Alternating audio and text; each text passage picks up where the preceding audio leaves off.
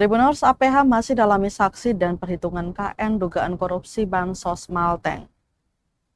Aparat penegak hukum atau APH dalam hal ini Kejaksaan Negeri atau Kejari Maluku Tengah terus mengejar calon tersangka perkara dugaan korupsi dana bantuan sosial atau Bansos Maluku Tengah Malteng tahun anggaran 2025.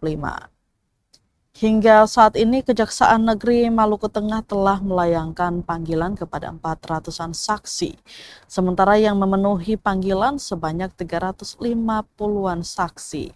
Mereka yang dipanggil yakni kelompok penerima bansos, pihak legislatif juga pihak eksekutif di kabupaten bertajuk Bumi Pamahanu Nusa ini. Hingga Senin 2 Maret 2026,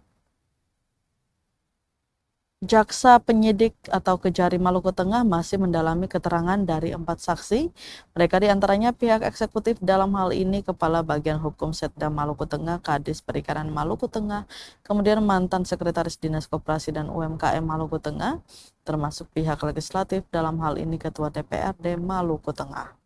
Kepala Kejari Maluku Tengah melalui Kasih Intelijen Yuda Warta menuturkan bahwa saat ini jaksa penyidik masih melakukan pendalaman melalui saksi-saksi yang dipanggil.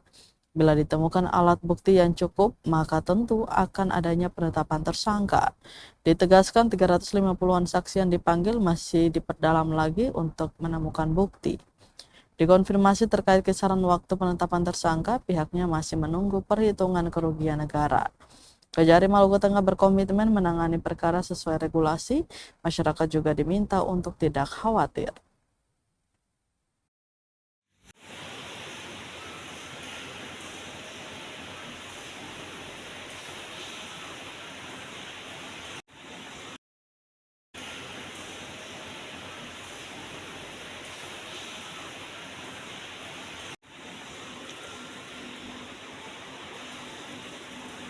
Pak, udah berapa total saksi yang dipanggil pada penyidikan?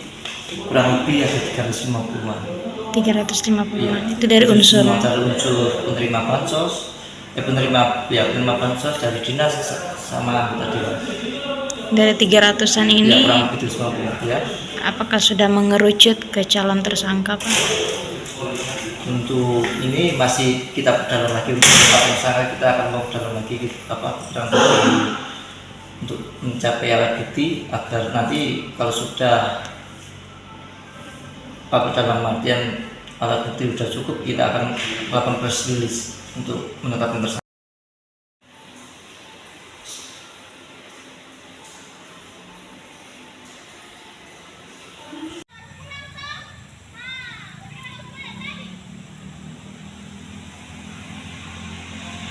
Download Tribun X sekarang, menghadirkan lokal menjadi Indonesia.